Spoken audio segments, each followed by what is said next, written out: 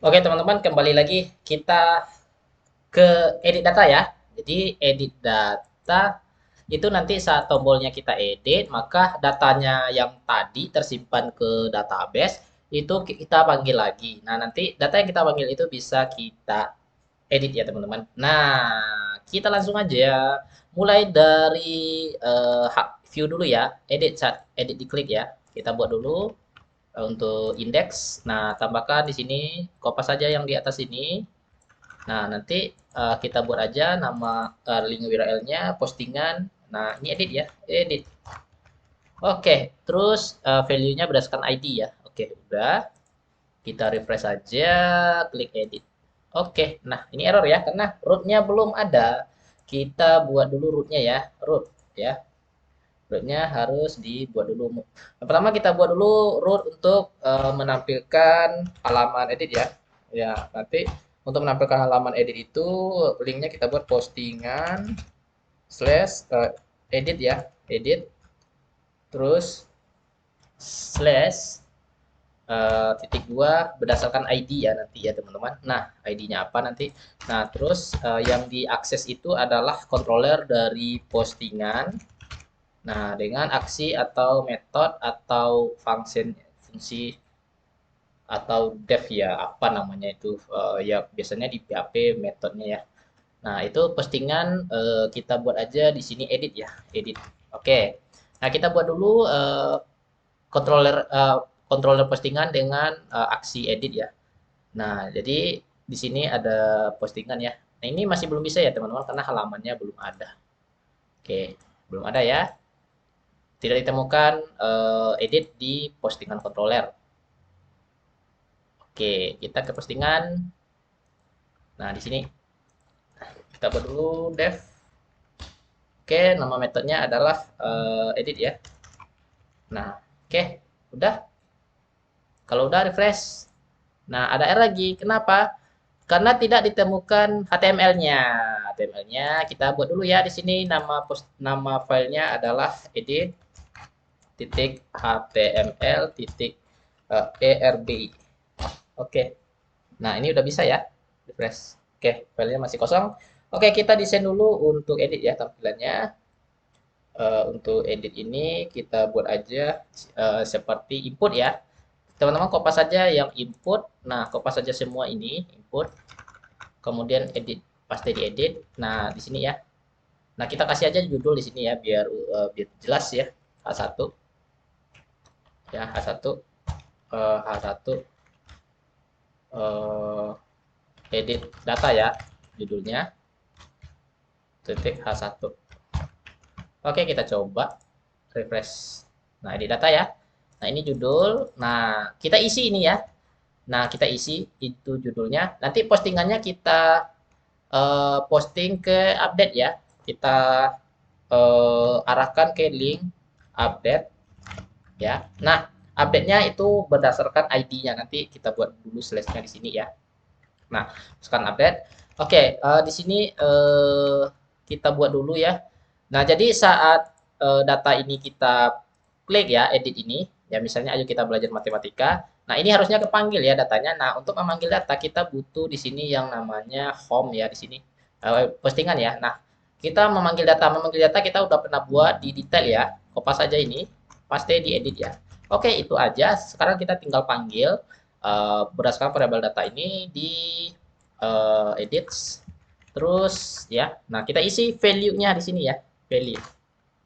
Value yaitu nah, cara ngisi value-nya seperti apa? Yaitu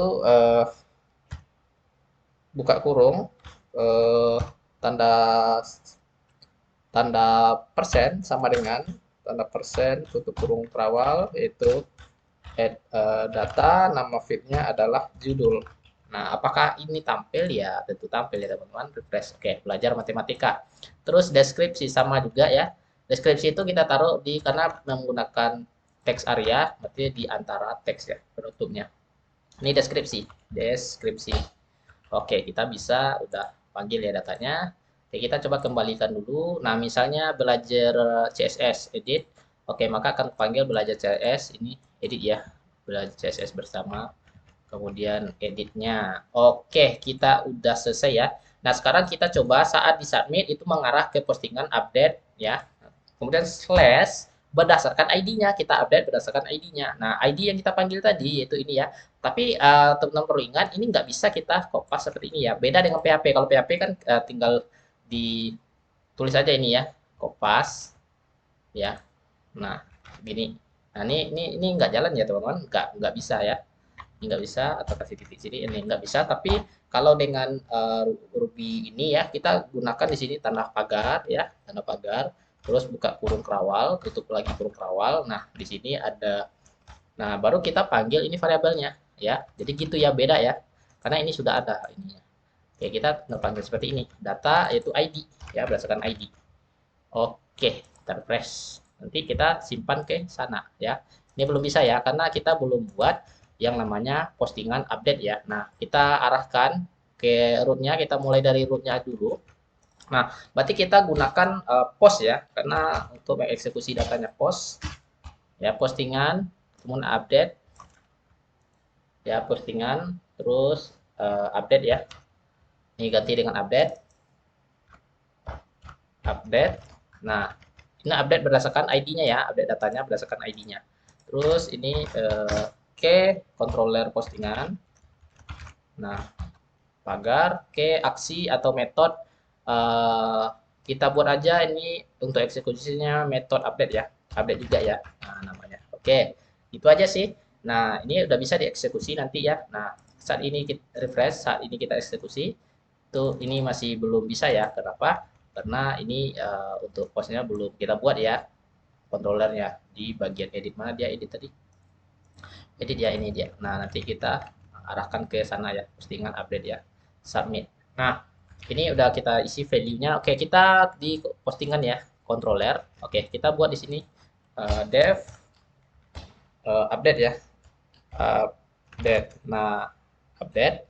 Nah, yang kita update apa aja ya, itu datanya ya. Kita deklarasikan dulu di sini dollar add data ya, sama dengan itu di model postingan titik kita find by dulu datanya ya, berdasarkan ID-nya ya, ini sama berdasarkan ID-nya ini sama. Nah, kita ganti datanya ya, ganti ya, kita kan udah panggil tuh datanya berdasarkan ID-nya. Nah, kita ganti datanya yaitu mulai dari add data titik judulnya dulu, judul kita ganti ya, judulnya kita ganti, kita ambil dari entrian dari form di view tadi ya, yaitu param, menggunakan param ya, params, terus titik dua judul. Nah, kemudian yang kita ganti apa lagi, yaitu nanti adalah data deskripsi ya, fieldnya cuma dua, deskripsi aja. Jadi ini paramnya itu titik dua judul ya, judul deskripsi ya, deskripsi. Oke. Nah, kalau udah kita eksekusi datanya, ini kita save ya, save. Oke, udah. Nah, kita munculkan flash data dan redirects. Oke, flash data dan redirects ya. Nah, data berhasil di-update. Oke. Oke, postingannya ke sini ya.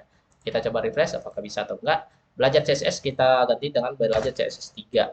Oke, belajar CSS 3 bersama, simpan. Nah, apakah udah ganti? Nah, udah ganti ya teman-teman. Ayo kita belajar CSS 3. Ini kita ganti. Belajar sosiologi. Nah, ayo kita belajar sosiologi. Oke, simpan.